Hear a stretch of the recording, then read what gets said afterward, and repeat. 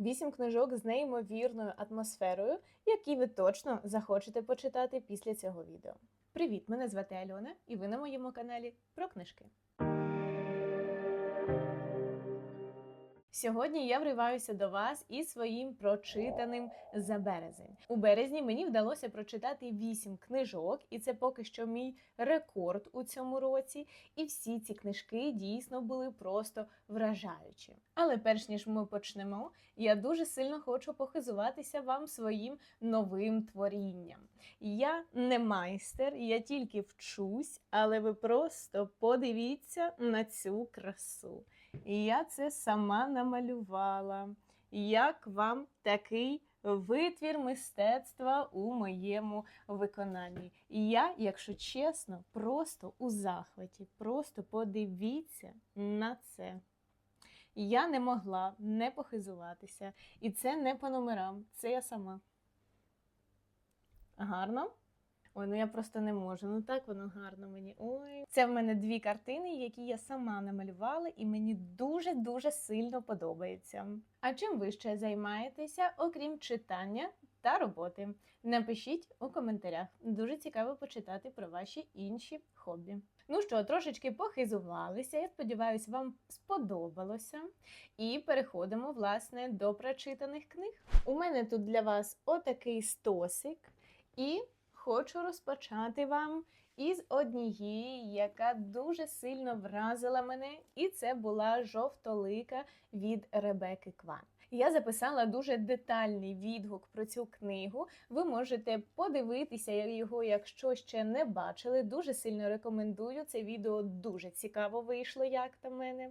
І там повний розбір, повний художній розбір кожного головного героя, і що там за проблематика.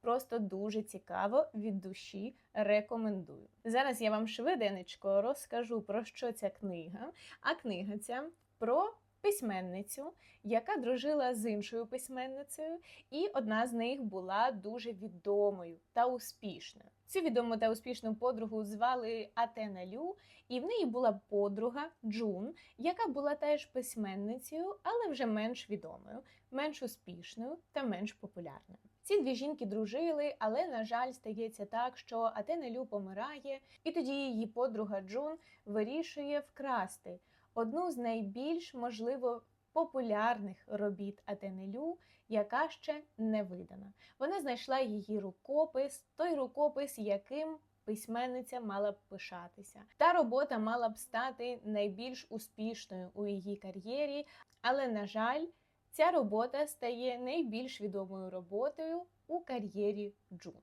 Тут насправді підіймається дуже-дуже багато різноманітних важливих питань.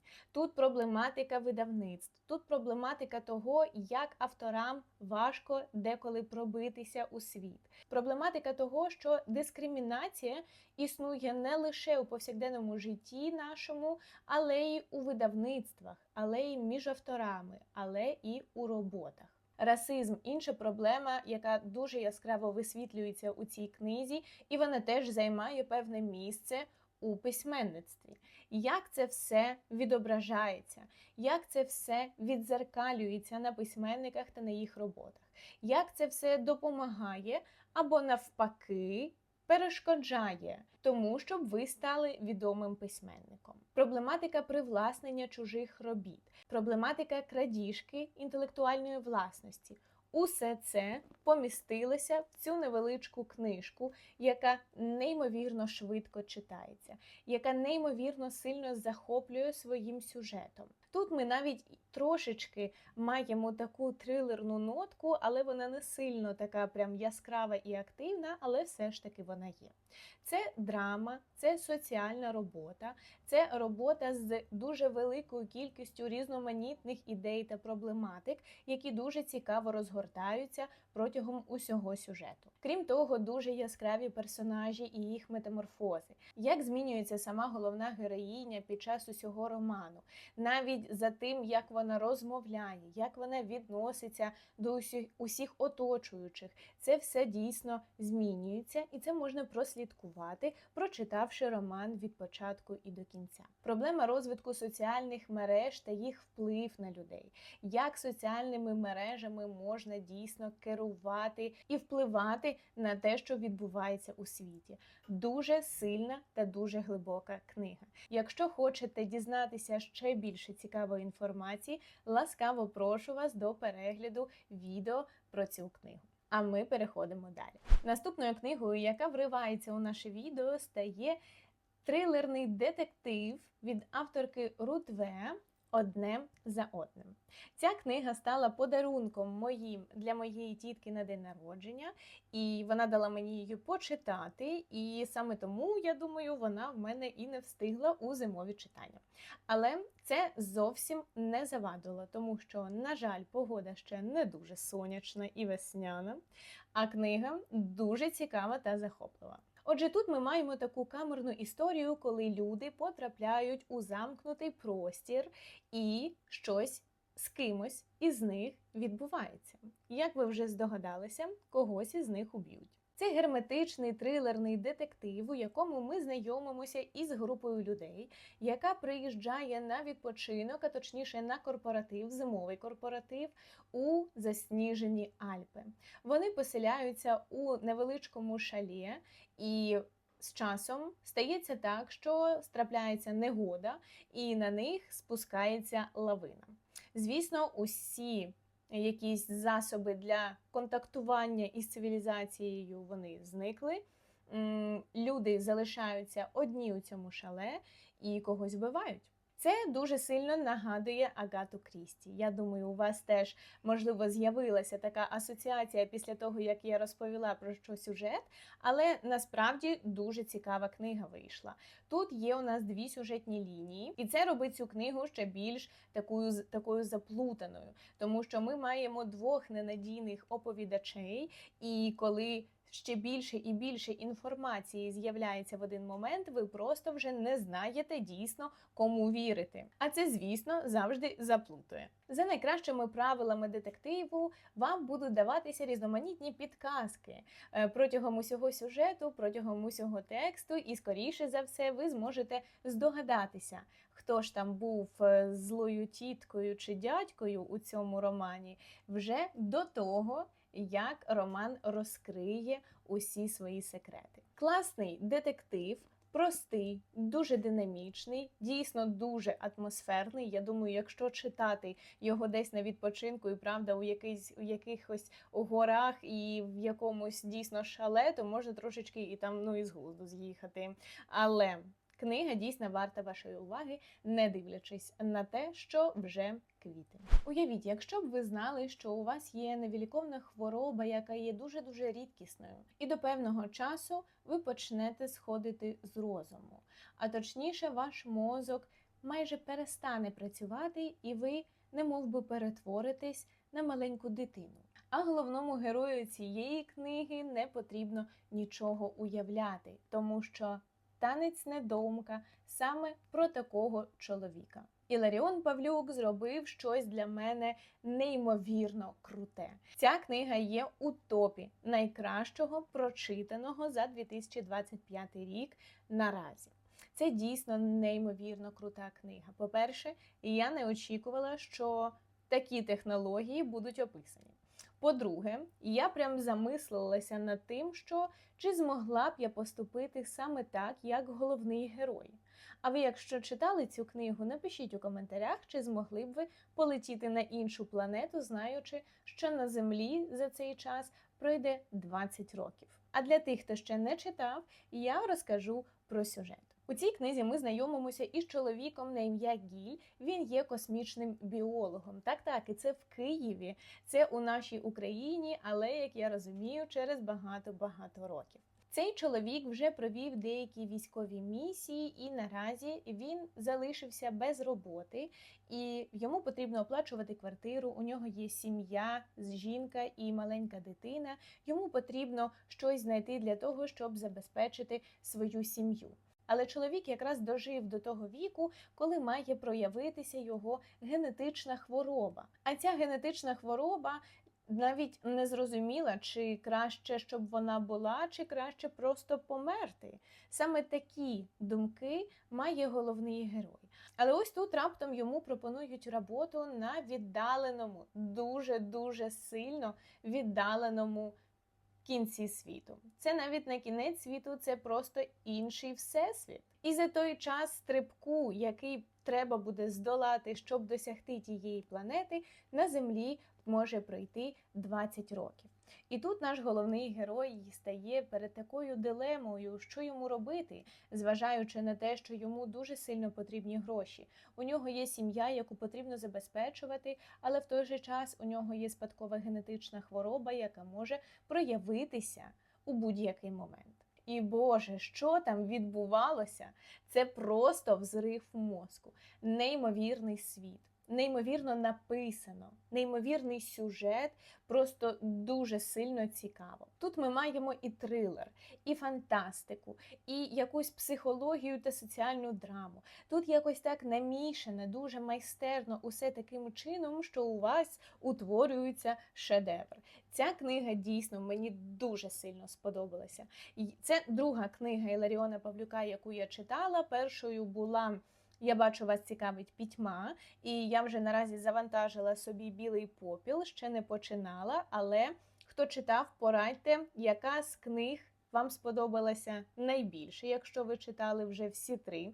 Тому що поки я навіть, чесно кажучи, розриваюся між тим, щоб поставити якусь оцінку «Я бачу, вас цікавить пітьма» і цій, але мені здається, що все ж таки, напевно, «Танець недоумка» мене вразив трошечки більше за сюжетом. А от «Я бачу, вас цікавить пітьма», я прямо отримала, знаєте, такий філологічний якийсь екстаз, тому що я розпізнала дуже багато алюзій, і мені це як прям тако мед на душу, ви знаєте, я прям була дуже сильно собою задоволена, що я все розпізнала, що я все впізнала, і дуже мені сильно сподобалось. Ця книга, не дивлячись на те, що вона така трошки товстунчик, вона дійсно дуже легко читається. Сюжет настільки сильно затягує вас у нетрі просто чогось неймовірного, що ви забуваєте взагалі про те, що у вас є навколишній світ, в якому треба трошечки пожити, але ця історія – це просто вау. Головні герої, як вони розкриваються, як просто маніпуляції іноді заводять вас у глухий кут, і ви вже не розумієте, кому вірити. Ви не розумієте, що тут відбувається у цій книзі. І просто настільки майстерно та якось філігранно воно все так зроблено, що я не можу не поставити тут прекрасну оціночку. Ті методи, способи, художні засоби, якими автор користується для того, щоб зобразити головного героя, його метання, його філософію, його думки, його якісь добрі або навпаки недобрі мотиви, його ставлення до своєї сім'ї, до оточення, до країни, взагалі дуже до багатьох дуже важливих речей у нашому житті, це дійсно неймовірно. У певний момент саме завдяки художнім засобам ми розуміємо, що головний герой ніби втрачає якусь певну орієнтацію між тим, що тут реальне, а що нереальне, що правдиве, а що ні. І ви разом із ним втрачаєте цей контроль над реальністю, тому що настільки якось глибоко ви можете поринути у той сюжет та у проблематику твору, що в один момент ви якось знаходите себе на тій далекій планеті і розумієте, що, якось воно все дуже страшно, якщо чесно. І що б ви робили, якби ви опинилися на іншій планеті, в таких неймовірних обставинах, а обставини там, я не можу вам передати, щоб не заспойлерити, тому що там таке відбувається. Почитайте. А хто читав, поділіться. Але єдине, що я можу сказати, мене, можливо, трошечки розчарував кінець, тому що він такий трошки відкритий. І, як я зробила висновок. І мені все ж таки хотілося закритого фіналу. Але, не дивлячись на це, це лише маленька така ложечка дьогтю у величезній бочці меду. Далі трошечки розбавимо таку напружуючу, містично-трилерно-детективну атмосферу коханням.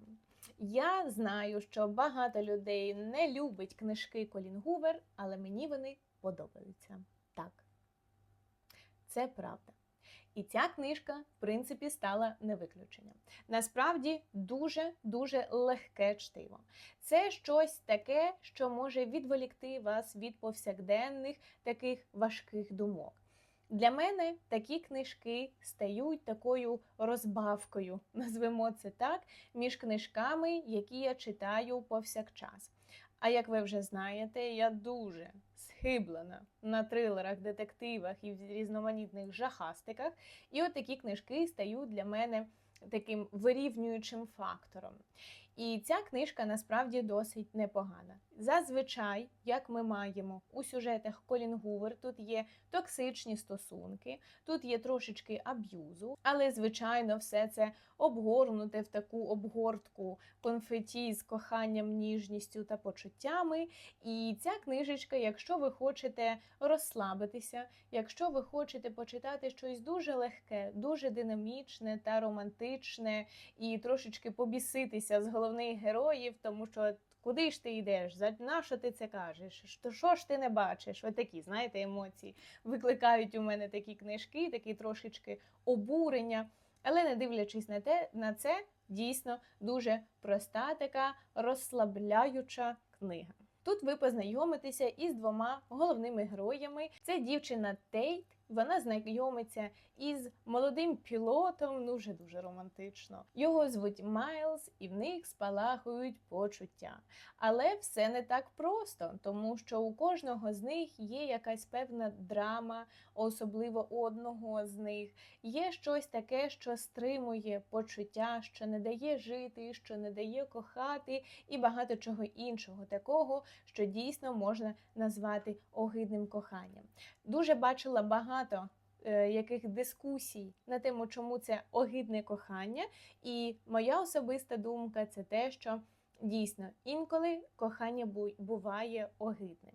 Деякі вчинки бувають настільки огидними, що надалі ти просто не можеш дозволити собі кохати або не можеш дозволити іншим людям покохати тебе. І інколи все це стає настільки важким, що якось жити по-іншому наче не дозволяє тобі своя власна натура. Але дійсно кохання – то рушійна сила, і вона має якусь владу над нами усіма. Що з того всього виходить, до чого доводить кохання і яким воно може бути, ви зможете прочитати у цій романтичній історії від Колін Гувер. Ну і як ми вже розбавили трошечки це відео, романтичною історією, повертаємося до моїх улюблених маніяків та маніячок.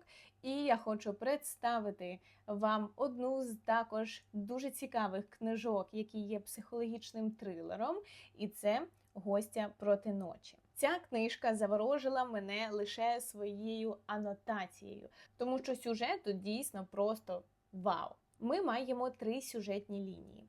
Перша з них – це 2000 рік, і ми маємо сім'ю, яка живе на фермі. Це сім'я із 4 чоловік, це мати, це батько, це маленька дівчинка та її старший брат. І однієї ночі усю сім'ю вбивають. І лише одна дівчинка та її подруга залишаються живими. Але щось стається з подругою цієї маленької дівчинки. Вона просто зникає безвісти. У іншій сюжетній лінії ми дізнаємося про письменницю, яка вирішує трошечки змінити якось антураж у своєму житті. Вона вирішує поїхати у віддалене містечко, на ферму, у будинок і провести там певний час, щоб дописати свою книгу. Щоб дописати її у тиші, тому що в неї там є певні складнощі з її власною сім'єю. І в один день, коли вона залишається у своєму будиночку, починається буря, починає дуже сильно сніжити, і вона виходить на вулицю з якоїсь причини і знаходить на землі, увага, тіло примершої дитини. Ну, що вам не хочеться ще почитати? Але тут ще ми маємо і третю сюжетну лінію. Це сім'я, про яку нам нічого не відомо. Ну, точніше вам, якщо ви ще не читали, бо я вже все знаю. І насправді ця історія, третя сюжетна лінія, це, напевно, найбільш така вражаюча історія, найбільш шокуюча, найбільш болюча, найбільш просто найважча історія з усіх цих трьох історій саме для мене. Ця книга просто тримає вас за жабри і не відпускає до самого ранку. Я прочитала її за 2 вечори, якщо так взяти десь годин за 6, мабуть, в цілому. Ця книжка просто дійсно не відпускає. Ти гортаєш ті сторінки і просто вже не можеш дочекатися того моменту, коли все стане ясно, тому що я дійсно прям переживала насправді. Особливо, та не особливо, у кожній частині, у кожній сюжетній лінії я дійсно переживала за усіх, хто там знаходиться. І як на мене, це просто вау-ефект. Тут є один мінус для мене, який я для себе так підкреслила, це кінцівка. Як на мене, вже трошечки було там блокбастеру, такого бойовичку. Я таке не дуже сильно люблю, але тим не менш, все ж таки, ця книга дійсно вартує вашої уваги однозначно. Якщо ви хочете чогось моторошного, такого напруженого, динамічного, шокуючого, лякаючого, такого, що просто доведе вас, ваші мурашки до сказу, «Гостя проти ночі» я дуже-дуже сильно вам рекомендую. Ця книжечка саме те, що треба читати перед сном. Ну, люблю я жахастики, капець. Але якщо облишити жарти, дійсно, ця книга доволі моторошна. Але читається вона на одному диханні. Наступним психологічним трилером, яким я з вами сьогодні поділюся, стане психологічний трилер від Шері Лапени, і це «Тут усі брешуть». Я читала цю книгу в електронному форматі, і я також прочитала її всього лише за 1 день. Неймовірно динамічний трилер, дуже історія така, яка ти гризеш нігті, просто читаєш і вже починаєш заїкатися, як я, тому що дуже цікаво. Але книга дійсно супер. Тут ми знайомимося із сім'єю. До речі, я вже так прослідковую, що у трилерах Шері Лапени ми бачимо такі історії, які трошечки схожі мені на «Відчайдушних домогосподарок», тому що ми маємо якийсь певний район тихенький, такий престижний, гарний. Ми маємо поважні сім'ї, і на перший погляд немає нічого такого поганого статися з цими людьми, тому що, все ж має бути добре в таких районах. Але ми знайомимося із сім'єю, поважною сім'єю, і вже на самому початку ми дізнаємося секрет чоловіка Вільяма, що у нього є коханка, з якою він на початку роману розриває стосунки. А точніше, вона з ним. І, звичайно, він засмучений, він розлючений, в нього дуже багато вирує емоцій. І він повертається до себе додому і застає там свою маленьку дочку, яка у цей час має бути у школі. Між ними стається конфлікт, він йде з дому, а вже через декілька годин його дочку об'являють безвісти зниклою. Що ж там відбувалося? Хто винен у цій ситуації? Де ділася дівчинка та чи жива вона взагалі? Усе це вам потрібно буде дізнатися у цьому романі, і це дійсно дуже було динамічно. Книга читається на одному подиху. Ця книга написана доволі короткими реченнями, дуже простою мовою. Усі події розгортаються отак одне за одним, і ви просто не встигаєте навіть іноді усвідомити, що так все швидко. А у кульмінаційних моментах, коли ви доходите до нього, ви такі: а що це було? А як так вийшло взагалі, я не розумію. Але ця книга просто супер крута. Мені вона сподобалася трошечки менше, ніж хтось знайомий. Я читала у минулому чи позаминулому місяці. І от хтось знайомий мені трошки все ж таки сподобалася більше. Можливо, через те, що все ж таки якісь сюжетні лінії, але, певно, самий троп більше такий схожий у неї в книжках, але все ж таки це геть не зіпсувало мого враження, тому що дійсно сюжет крутий, динамічний, усе розгортається досить швидко, цікаві головні герої, які досить цікаво розгортаються та розкриваються протягом усього сюжету, і насправді кінцівка Непогано. Not bad. До речі, такі книжки, як «Хтось знайомий», «Тут усі брешуть», «Гості проти ночі» – це такі невеличкі динамічні книжки, які можна прочитати всього за один день. А у мене є відео, в якому я пропоную вам подивитися певний список книжок, які дійсно можна прочитати всього лише за один день або за декілька вечорів. Якщо ви ще не бачили, запропоную вам подивитися просто зараз. Або краще після того, як ви додивитеся це відео до кінця, поставите лайк та підпишитесь на мій канал. Мені буде дуже-дуже приємно і я вам за це дуже-дуже сильно вдячна. Наступним трилером, яким я хочу сьогодні з вами поділитися, стане неймовірно кінематографічна історія від авторки Кетрін Райан Говард, і це «Хронометраж». Це дуже прикольна, цікава, динамічна, моторошна, лякаюча, кінематографічна книга, яку можна почитати і дійсно, наче ви будете дивитися справжній фільм. У цій книзі ми знайомимося із акторкою, яка колись мала певну славу.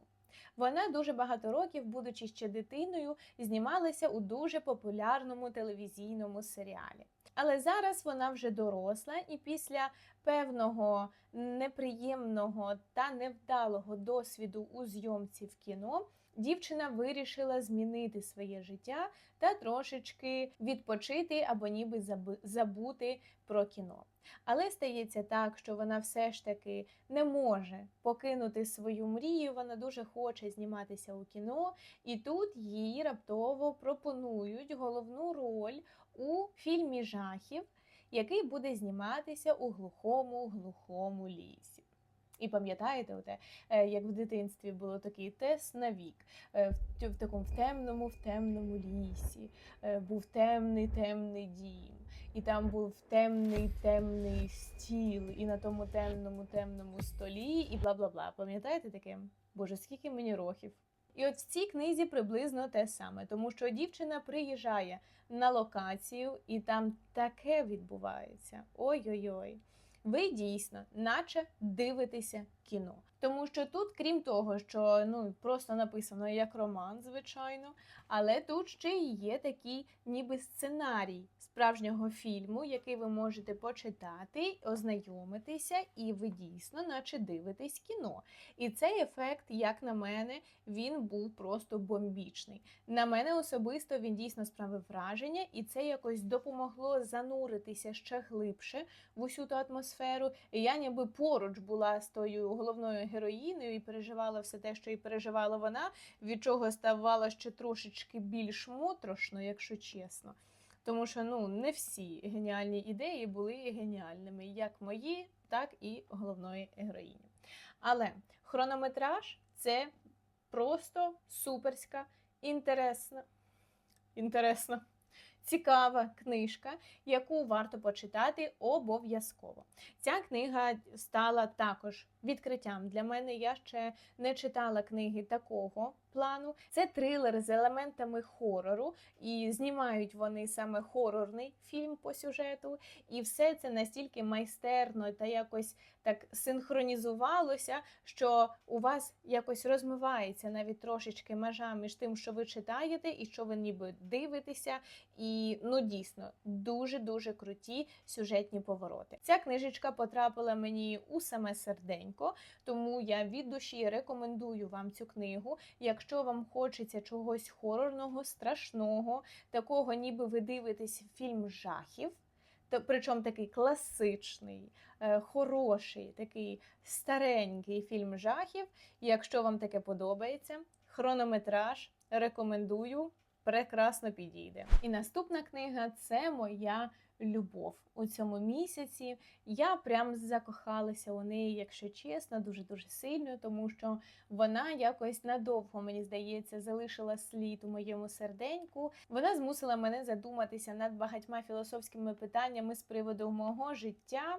І у мене тут є питання до вас. Якщо б ви отримали коробочку, в якій буде зазначено, скільки вам ще залишилося прожити, чи відкрили б ви її? Чи хотіли б дізнатись? І я особисто зробила висновок, що ні. А от у книзі «Мірило» ми знайомимося із 8 людьми, які роблять різні вибори у своєму житті. В один день абсолютно усі люди на планеті Земля отримують маленьку коробочку, у якій є струна, від довжини якої залежить довжина вашого життя, а вірніше його тривалість. Скільки вам ще залишилося прожити?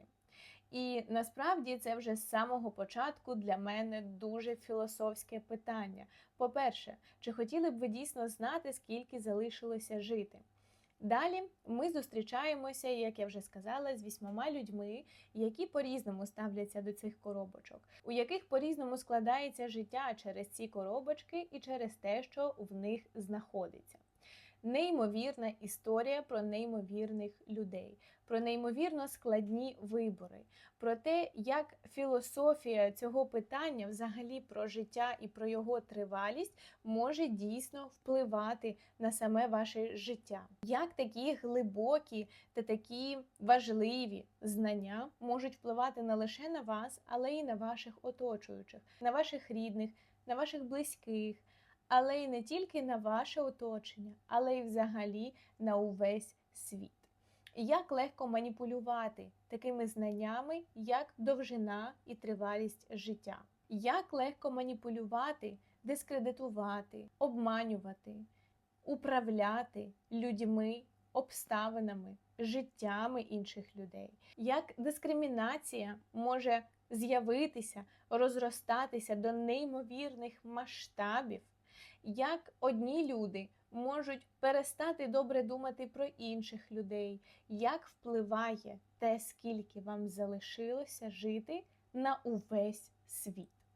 Ця книга просто неймовірно прекрасна. Це філософська дистопія про те, що, незважаючи на усе, потрібно залишатися людьми. Не зважаючи ні на що, потрібно обирати жити. Як жити? Це знову ж таки ваш вибір, але цей вибір потрібно робити. І незважаючи на те, який саме вибір ви зробите, у всього є свої наслідки. І ця книга про історію 8 людей і в той же час про історію усього людства є прямим доказом того, що усе має якийсь певний ефект метелика. Усе має певний зв'язок. І в один момент той клубочок просто сам по собі якось розв'язується і все стає на свої місця. Дуже філософська книга, дуже цікава, дуже жива історія. Ця книга дійсно змушує задуматися, замислитися, філософствувати. Вона змушує якось думати про те, яке життя ти наразі живеш, як би ти хотів його прожити, а що б ти робив, якщо б ти мав такі знання. Це дуже сильна робота. Я вам дуже б радила її дійсно почитати лише задля того, щоб якось і про своє життя таким чином задуматися, тому що настільки різні історії, настільки різних людей, але вони показують усе, наче на долоні, і ви розумієте, що тут я б, мабуть, також, якось так поступив, а у цій ситуації я, мабуть, зробив би якось інакше. Але ця книга, не дивлячись на свій якийсь такий філософський мотив, філософські теми та ідеї, вона дуже легко читається. Це все ж таки художня література, і вона дійсно просто на одному диханні проходить. Усі історії дуже якось чіпляють за душу. Я в кінці навіть трошечки всплакнула, признаюся вам чесно, тому що якось мені дуже було так шкода усіх людей, усього того, що там відбувалося, і ти розумієш, що нічого ти з тим вдіяти не можеш, як і в справжньому житті. Але якось воно все не відміняє того, що всі ми люди, і оце людське, воно у нас просипається, прокидається саме під час якось прочитання цих всіх історій, тому що ти розумієш, що кожна ця історія може якось трапитися і з тобою. Я не кажу про ті коробочки, але хто його там знає, але про різноманітні історії, про героїзм, про любов, про дружбу, про неймовірні почуття, про романтику, про якийсь навіть іноді скептицизм, про якісь маніакальні ідеї, про владу, про політику, тут про все те, що ми проживаємо кожен день. І усі ці історії дійсно чіпляють, усі вони є важливими для когось, для вас, для мене. І просто неймовірна історія. Ця книжка 100% потрібна вам, якщо ви хочете почитати щось приємне, щось сумне, щось філософське, щось таке геройське, не знаю, щось фантастичне. Просто вау!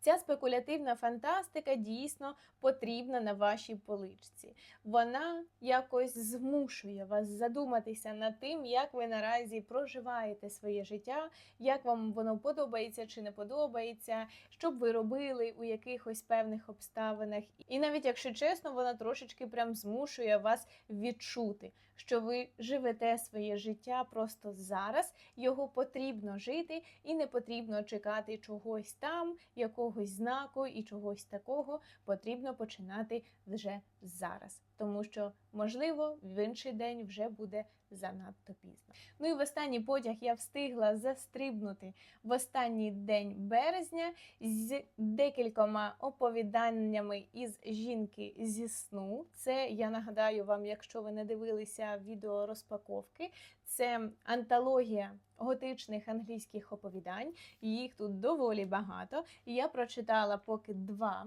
з них. Я вирішила, що я просто кожен місяць буду читати по декілька оповідань, і так мені буде цікавіше. І я прочитала оповідання Вілкі Колінза «Жінка зі сну» і Едварда Булвера Літтона «Несамовитий дім». Ну і це було дуже прекрасно.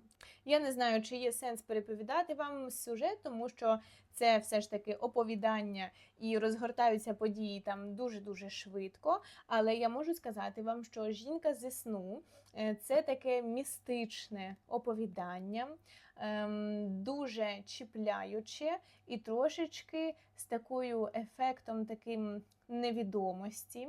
Це від одного з таких засновників детективного жанру, тому ми маємо там ще трошечки такого детективного фльору, містичного такого присмаку.